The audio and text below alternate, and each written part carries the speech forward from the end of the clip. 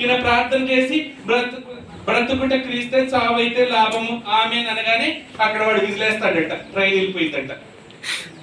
So అది గుర్తు పెట్టుకొని మళ్ళీ కొన్ని రోజుల తర్వాత ఆయన వెనక్కి వెళ్ళి ఇందాక ఎక్కడున్నావు అక్కడ భగత్ సింగ్ అంకులు ఏం చేసేవాడు, ఇండియా మొత్తం తిరిగి సువార్త చెప్పేవాడు. అనేక వేల మంది దేవుళ్ళకి వచ్చేవాడు, చాలా మందికి స్వస్థత వచ్చేది. అయితే చెన్నైలో వచ్చినప్పుడు ఆయన లాస్ట్ ఇయర్ వచ్చే వాక్యం చెప్పారు, విన్నారు, బాగుందని వెళ్ళారు. ఈ సంవత్సరం కూడా ఆత్మీయంగా నెక్స్ట్ లెవెల్కి వెళ్ళాల. వీళ్ళు చూడు VBS పెడితే వస్తారు, శ్రద్ధగా వింటారు, మళ్ళీ నెక్స్ట్ ఇయర్ వచ్చి చెప్పమంటే చెప్పరు అని చెప్పి ఆయన ఏం చేశాడంటే ప్రార్థన చేశాడు బాగా. ఏంటి బాబు స్ట్రక్ అయిపోయిందా? మరి ఇందాక ఎక్కడికి వెళ్ళావు అక్కడికి వెళ్ళు. చూడండి మీరు ఇట్లాగా ఆయన వర్షిప్కి వెళ్ళాడు, ఆయన మార్మన్స్ పొందాడు. నెక్స్ట్ YMCA అనేది తెలుసా మీకు?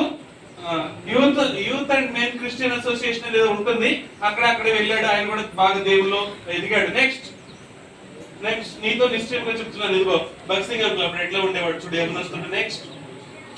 నెక్స్ట్ నీవు నీ రక్షకుని కంటే ఏ విధంగా శ్రేష్ఠుడవు? నిన్ను సృష్టించిన దేవుని కంటే నువ్వు శ్రేష్ఠుడు అవుతావా? కాదు కదా. మరి అట్లాంటప్పుడు ఆయన మాట వినాలి కదా. నెక్స్ట్ ఇంకా శోధింపబడు వారికి సహాయం చేయగలవాడై ఉన్నాడు దేవుని గురించి. నెక్స్ట్ వాళ్ళందరూ కలిసి ప్రార్థన చేశారు, వాళ్ళందరూ కలిసి ఆశ్రయించారు ఆయనకి. మేడం ఉన్నారు కదా, ఫారినర్స్ చాలా మంది ఆయనని పరిచయం చేయమని ప్రోత్సాహం చేశారు. నెక్స్ట్ ఆయన చాలా భగత్ సింగ్ అంటే ప్రార్థన. భగత్ సింగ్ అంటే ఏంటి? ప్రార్థన. అంకుల్ ప్రార్థన చేయకుండా ఏ పని చేయలేకపోతే వందల వేల గంటలు ప్రార్థన చేశాడు. అంకుల్ చేసిన ప్రార్థనలో 1% ప్రార్థన చేస్తే మనం గొప్ప అద్భుత కార్యాలు చేస్తాం దేవుని కోసం. నెక్స్ట్ ముంబై, అది ముంబై చూడండి, ఇది ముంబై అన్నమాట, gate way of India. Next వాళ్ళ నాన్నగారు వద్దురా బాబు యేసుప్రభువుని నమ్ముతున్నా, మనసులో పెట్టుకో అంటే, నాన్న అది కుదరదు నాన్న అంటే, వాళ్ళ నాన్న ఇట్లాగా సిక్కులు పెట్టుకుని తలబాగా తీసి నీ కాళ్ళ దగ్గర పెట్టాను అంటే, అయినా కూడా లేదు నాన్న నేను క్రిస్టియన్ గానే ఉంటాను అన్నాడు. వాళ్ళ నాన్న వెళ్ళిపోయాడు. ఈయన ఆ వీధుల్లో సువార్త చెప్తున్నాడు. నెక్స్ట్ చూడు, ఆయన సువార్త చెప్తున్నాడు ఇక్కడ. నెక్స్ట్ ఇక్కడ కూడా సువార్తే చెప్తున్నాడు. కరాచీ, అది పాకిస్తాన్ ఏరియా. నెక్స్ట్ ప్రపంచమంతా తిరిగాడు, లేచి విపరీతం ఆయన ప్రార్థన చేస్తుంటే అందరూ ఇట్లా పడిపోయేవాళ్ళు. ఆ తర్వాత చాలా మందికి స్వస్థత కలిగింది, ఆకాశం నుంచి అగ్ని దిగి వచ్చింది. ఇవన్నీ ఎంతో మంది చూసి సాక్ష్యం చెప్పారు. ఇంకా 5 నిమిషాలే. నెక్స్ట్ భారతదేశంలో ఈ చుక్కలో ప్రతి చోట ఆయన సంఘం మొదలు పెట్టాడు. ఇందాక మనం చెన్నైలో ఉన్నాం కదా, నువ్వు ఇక్కడే ఉండు.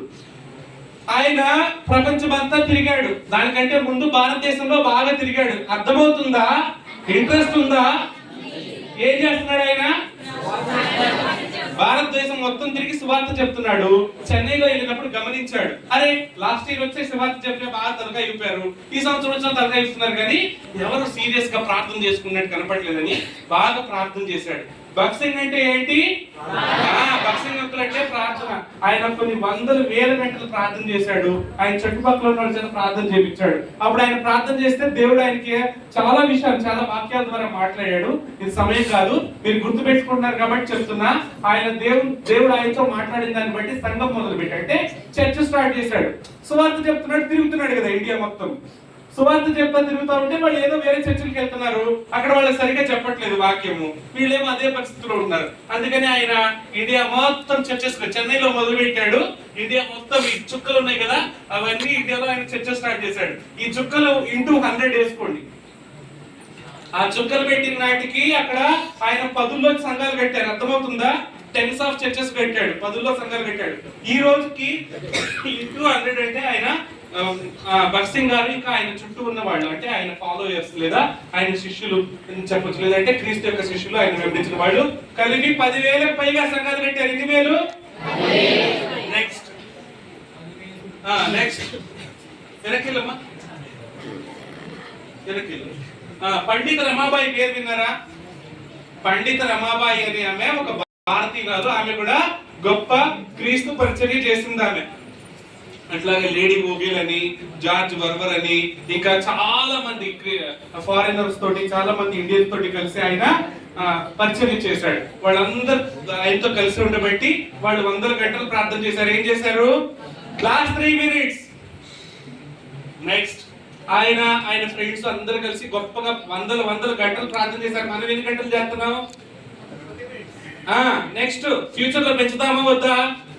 ఈ రోజు నుంచి ప్రేయర్ చేయడం మొదలు పెడతారా లేదా? నెక్స్ట్ నెక్స్ట్ నెక్స్ట్ ఇది పల్లవరం కొండ వెనక్కిలమ్మ. ఇక్కడ నుండి ప్రేయర్ చేసినప్పుడు ఆయన దేవుడు దర్శనం ఇచ్చాడు. నెక్స్ట్ ఇది జెహోవా షమ్మా, చెన్నైలో ఆయన చర్చ స్టార్ట్ చేశాడు. ఎందుకు స్టార్ట్ చేశాడు? సువార్త చెప్పి పోతా ఉంటే నెక్స్ట్ ఇయర్ మళ్ళీ ఎవరు చెప్పారు, ఏం చెప్పారు? నిజం వినే టైం కూడా లేదయ్యా.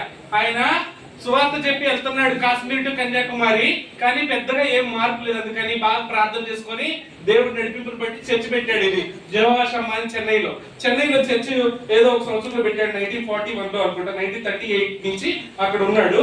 అక్కడ పెట్టాడు. పెట్టిన తర్వాత 1950 అంతే, 1938 మద్రాసు వెళ్ళాడు. 1941 లో చర్చ్ స్టార్ట్ చేశాడు. 1950 లో హైదరాబాద్ వచ్చాడు. ఇక్కడ మీకు కొంచెం కరెంట్ పోయింది కాబట్టి 2 నిమిషాలు పెంచుకున్నా. ఎందుకో తెలుసా? మీకు చిన్న చిన్న కథలు చెప్తామని. కథలు చెప్పకపోతే అయిపోయింది. కథలు చెప్పమంటారా 2 నిమిషాలు ఎక్స్టెండ్ చేసి, లేకపోతే స్టోరీ కంప్లీట్ చేయమంటారా?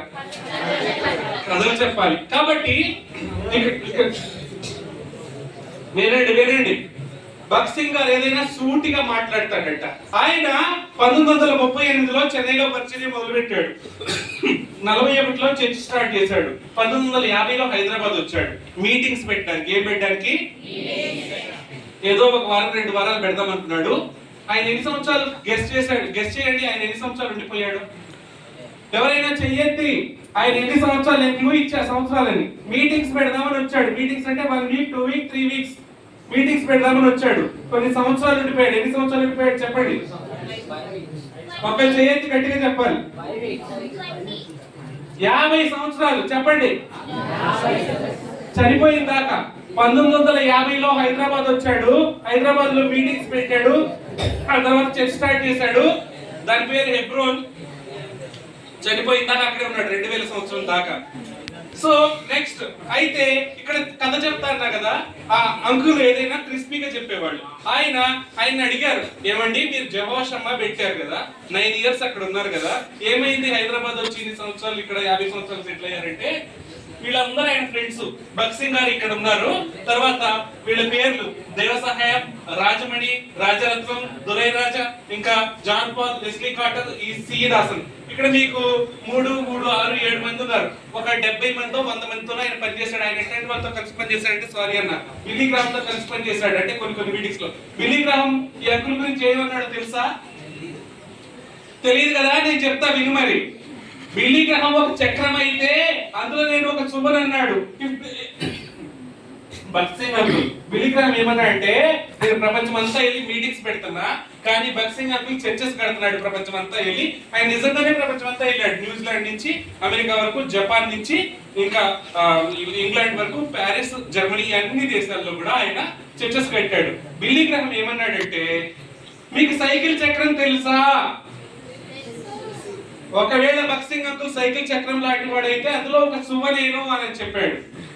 అయితే భగత్ సింగ్ అంకుల్ ని, నువ్వు ఏమైందండి మరి చెన్నైలో చర్చ్ పెట్టావు కదా, హైదరాబాద్ లో చట్టాన్ని ఉండిపోయావే, ఏమైంది అంటే, అసలు ఎట్లా స్టార్ట్ అయింది అంటే, ఆయన చెన్నైలో ఉన్నప్పుడు 2 సిస్టర్స్ ఆయన దగ్గరకు వచ్చారు ప్రార్థన చేయించుకోవడానికి. ఎంతమంది వచ్చారు?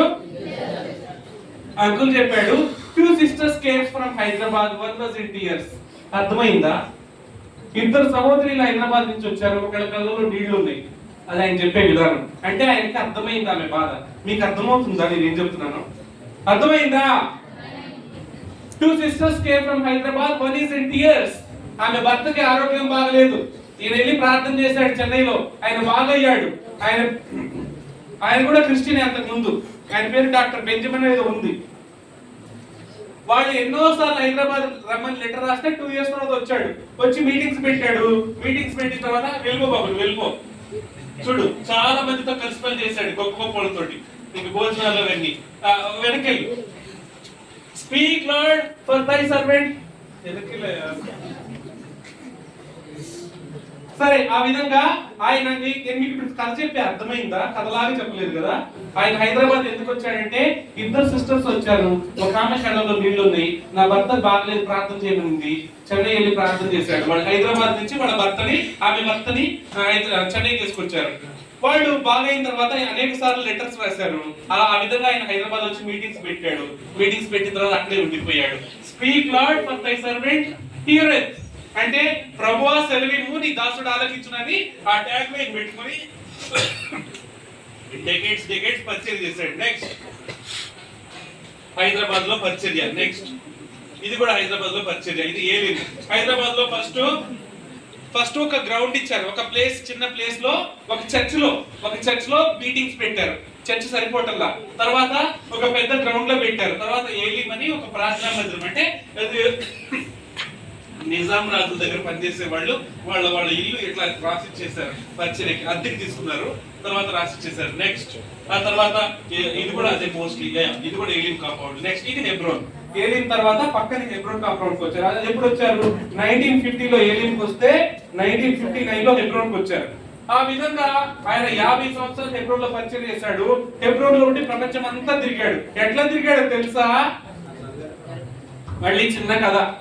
ఆయన గొప్ప పరిచయం చేశాడు. అర్థమవుతుందా? 2-3 మినిట్స్ లో ముగిస్తా. అయితే ఆయన ఏం చేశాడు? ఎవరు ఆయన? ఇంతకి చెప్పాలి, ఎవరైనా? భగత్ సింగ్ అంకులు ప్రపంచమంతా తిరిగి చర్చెస్ కట్టాడు, చాలా మంది సువార్త చెప్పాడు, లక్షల మంది దేవుడిని నమ్ముకున్నారు, లక్షల మంది నరకంలో పడిపోకుండా బయటకు వచ్చారు. ఇప్పుడు కూడా ఆయన శిష్యులు, వాళ్ళ శిష్యులు అనేక సంఘాలు కడుతున్నారు, అనేక విబిఎస్లు పెడుతున్నారు, అనేక సువార్త కూడికలు చేస్తున్నారు కదా. అయితే అదంతా ఈ హెబ్రోన్ అనే హైదరాబాద్ లో ఉన్న హెడ్ క్వార్టర్స్. వాళ్ళు మొత్తానికి భగత్ సింగ్ గారి పరిచర్యకి ఇది హెడ్ క్వార్టర్స్. ఇక్కడి నుంచి వెళ్ళాడు. అయితే ఆయన ఒకసారి లండన్ వెళ్తున్నప్పుడు ఏమైందో తెలుసా? ఆయన లండన్ వెళ్తున్నాడు సువార్త చేయడానికి. అప్పుడు అనకాపల్లి నుంచి ఒక ఫ్యామిలీ వచ్చింది ప్రేయర్ చేయించుకోవడానికి. ఎక్కడి నుంచి? ఆయన శిష్యులు బ్రదర్ వెళ్ళాలి బ్రదర్ అంటున్నారు. ఎవరు వాళ్ళు? బ్రదర్ ఫ్లైట్ వెళ్ళిపోయింది బ్రదర్ బేగంపేట నుంచి. ఎక్కడి నుంచి? ఫ్లైట్ వెళ్ళిపోయింది, రాండి అంటున్నారు. ఆగయ్యా, నేను లండన్ అట్లా పోయి ఇట్లా వస్తా, కానీ వీళ్ళు అనకాపల్లి నుంచి మళ్ళీ అనకాపల్లి ఎగ్జాంపుల్ ఏదో విలేజ్ నుంచి వచ్చారు కదా. వాళ్ళు మళ్ళీ విలేజ్ నుంచి హైదరాబాద్ రావడం కష్టం. అర్థమవుతుందా? ఇంట్రెస్ట్ ఉందా? ఇంట్రెస్ట్ లేదంటే చేయొద్దండి, నేను ఆపేస్తా. సో ఒకళ్ళు అనకాపల్లి నుంచి హైదరాబాద్ రావడం చాలా కష్టం, నేను లండన్ అట్లా పోయి ఇట్లా వస్తానని చెప్పి ఆయన వాళ్ళ కోసం ప్రార్థన చేసి వెళ్ళాడు ఎయిర్పోర్ట్ కి. ఫ్లైట్ ఉండిద్దా? వెళ్ళిపోయింది. అప్పుడు ఏమైంది? ఆయన అక్కడ కూర్చున్నాడు. బ్రదర్ ఫ్లైట్ వెళ్ళిపోయింది, ఇంటికెళ్ళ. వింటున్నారా? నమ్ముతున్నారా? నిజంగా జరిగింది, స్టోరీ కాదు. ఆయన అక్కడే కూర్చున్నాడు. ఆయన అక్కడే కూర్చుంటే ఫ్లైట్ వెనక్కి వచ్చింది. మీకోసం వస్తుందా? దేవుడు చేసే పనులు అట్లా ఉంటాయి. ఆయన యొక్క విశ్వాసాన్ని దేవుడు కనపరిచాడు. ఎవరి విశ్వాసం? భగత్ సింగ్ గారు ఆ యొక్క పూర్ పీపుల్ ఎవరైతే వచ్చారో ప్రార్థన కోసం, వాళ్ళ ఎందుకు కనికరపడి పోతే పోయింది ఫ్లైట్ అని ప్రార్థన చేసి వెళ్ళాడు. ఆయనకి నమ్మకం, దేవుడు ఆయనకి నమ్మకం ఇచ్చాడు. నువ్వు లండన్ పోతున్నావు, సువార్త చెప్తున్నావు. ఎక్కడికి పోతున్నావు? దేవుడు లండన్ పోతున్నావు అని చెప్తే లండన్ అయిపోతా, గిడ్డన్ పోను అనుకున్నాడా? ప్రార్థన చేసి వెళ్ళాడు. ఫ్లైట్ ఎందుకు వచ్చింది? ఎందుకు వచ్చిందో తెలుసా? అందులో ప్రిన్సెస్ ఉంది. ఎవరున్నారు అందులో? ఆ ఫ్లైట్ లో ప్రిన్సెస్ ఉంది. మేడం నెక్లెస్ మర్చిపోయింది, తిప్పుతావా ఫ్లైట్ పే చేయమంటావా అంది. తిప్పారు. నిజంగా జరిగింది, జోక్ కాదు. మీరంతా నెక్స్ట్ అయిపోయారని ఇట్లా చెప్తున్నా. మార్నింగ్ నాకు తెలుసు, ముగిస్తా. మళ్ళీ మనం ఏం చేద్దాం? ఆయన అట్లాంటి పరిచయం చేశాడు. తిప్పు బాబు, నువ్వు తిప్పు, ఇంకా 1 మినిట్లో అయిపోవాలి. ప్రియులారా గమనించండి, కామెడీకి ఎందుకు చెప్తున్నానంటే, పొద్దున్న నుంచి మీరు వెంటిలేషన్ లేని ఇంట్లో ఉండి చాలా అవస్థలు పడుతున్నారు. కాబట్టి మీరు గుర్తు పెట్టుకోవాలి. ఏ బాబు, ఒక దైవజనుడు వెళ్ళి ఎయిర్పోర్ట్ లో కూర్చుంటే ఫ్లైట్ వెనక్కి వచ్చింది, మన బతికేంది? సీరియస్ గా ఆలోచించండి. నెక్స్ట్ చాలా మంది ఉన్నారు అట్లాంటి వాళ్ళు. నెక్స్ట్ చూడండి, నవ్వుతారేంటి? సీరియస్ గా తీసుకోండి. బ్రదర్స్, సిస్టర్స్, మీరు నాకంటే చిన్నవాళ్ళు, అందుకే జోక్ గా చెప్తున్నా. కానీ life is not a joke, serious. చూడండి, గొప్ప పరిచయం ఎంత పెద్ద పెద్ద కలెక్టర్లు వచ్చి అక్కడ పరిచయం చేశారు. మీకు ఒక జోక్ చెప్పమంటారా? 2 మినిట్స్ తర్వాత ప్రేయర్ చేసుకొని మనం బయటికి వెళ్ళిపోతాం, ఒక సాంగ్ పాడుకొని. అది కాదు జోకు. ఇప్పుడు చెప్పబోయే జోకు. ఎట్లా ఉన్నారు? పిచ్చివాళ్ళగా ఉన్నారా? కాదు కదా. గొప్ప డిప్యూటీ కలెక్టర్లు ఆగండి బాబు, జోక్ చెప్పకముందు నవ్వుతారు పిచ్చోళ్ళ మీరు. జోక్ చెప్తా అంటే జోక్ చెప్పకముందు నవ్వుతారు ఏంటి పిచ్చోళ్ళ? పెద్ద పెద్ద కలెక్టర్లు ఆయన కాదులే, ఆయన చూస్తే మీకు సింపుల్ గా ఉన్నాడు. పెద్ద పెద్ద కలెక్టర్లు అక్కడికి వచ్చి బాత్రూమ్స్ క్లీన్ చేశారు. ఎందుకంటే దేవుని మందిరంలో I not a collector, I mean different. అట్లాగే ఉంటుంది మరి. మైక్ ఎవడో పౌడర్ కొట్టాడు. జోక్ చెప్తున్నా వినండి. ఒక డీజీపీ అంట, ఎవరు నిజంగా జరిగింది జోక్ కాదు. డీజీపీ బోర్ నేడుస్తున్నాడంట. ఏమైందిరా నీకు అంటున్నాడంట. మందు పార్టీ. ఏం పార్టీ? ఎవడన్నా చేస్తారా పని? చెప్పండి, ఎవడన్నా చేస్తాడా? కానీ ఆ డీజీపీ మందు పార్టీలో కూర్చొని బోర్ నేడుస్తున్నాడంట. ఎందుకో తెలుసా? ఎందుకురా అని అడిగారంట ఫ్రెండ్స్. 2 కిలోలు. ఎన్ని కిలోలు? కందిపప్పు కాదు, గోల్డ్. 2 కిలోలు గోల్డ్ కొన్నాయంట లంచాలు తిని. Daughter wife not wearing gold. ఎవరు? ఆయన భార్య, ఆయన కుమార్తె బంగారం వేసుకోవట్లేదంట. హండ్రెడ్స్ ఆఫ్ పట్టు చీరలు not wearing. Do you know why? ఆ డీజీపీ చెప్పిన సాక్ష్యం ఏంటంటే, ఎవడో బక్సింగ్ అంట చర్చ పెట్టాడంట. 2 కిలోలు బంగారం కొన్న లంచం తీసుకొని 100 ప్లాట్లు ఉన్నాయి నాకు, నా భార్య నా కూతురు బయట సరి కట్టుకుని చర్చకి వెళ్తున్నారు రా. ఇవన్నీ ఎవరు తింటారు? అది సాక్ష్యం. బాబు జోక్ బానే ఉంది, సీరియస్ గా ఆలోచించండి. నువ్వు ఎవరికన్నా యేసుప్రభు గురించి చెప్తే వాడు ఏం చేస్తాడు? గోల్డ్ పక్కన పడేసి తిరుగుతాడా? నీ సంగతి చెప్పు, పక్కన సంగతి కాదు. దైవజనుడు, బక్సింగ్ అనే దైవజనుడు ఆయన పరిచర్య చేస్తే కిలో బంగారం పారేసి వచ్చి మందిరంలో బాత్రూమ్ కడుగుతున్నారంటే అర్థమవుతుందా? జోకా సీరియస్ అయింది? మరి సీరియస్ అయిపోయింది. మాట మీద నిలబడతా. 1 నిమిషంలో ముగిస్తా. నెక్స్ట్ చాలా మంది ఉన్నారు కోట్లు వేసుకున్నాడు. ఎవరైనా ఎవరికన్నా తెలుసా? బిలీగ్రామ్ ప్రపంచం అంతా తిరిగి కోట్ల మందికి సువార్త చెప్పాడు. ఆయన అన్నాడు, నేను సువార్త చెప్పా, నేను ఒక శుభలాంటి. బక్సింగ్ అంకుల్ చర్చలు కట్టాడు. ఎవరినైనా దేవుడి దగ్గరకు నడిపించడమే కాకుండా బతికినంత కాలం వాళ్ళకి దేవుళ్ళు ఉండేలా చేశాడు. ఆయన చక్రం ఏముంటది? గుండ్రంగా ఉందంటే ఏంటి? That is a complete thing. ఏంటది? అది అర్థమైన వాళ్ళకి అర్థమైనంత ఆడేదో మాట్లాడుకుంటున్నాడు. Next this is the final case of every human being. బక్సింగ్ అంకుల్ బతుకున్నాడా?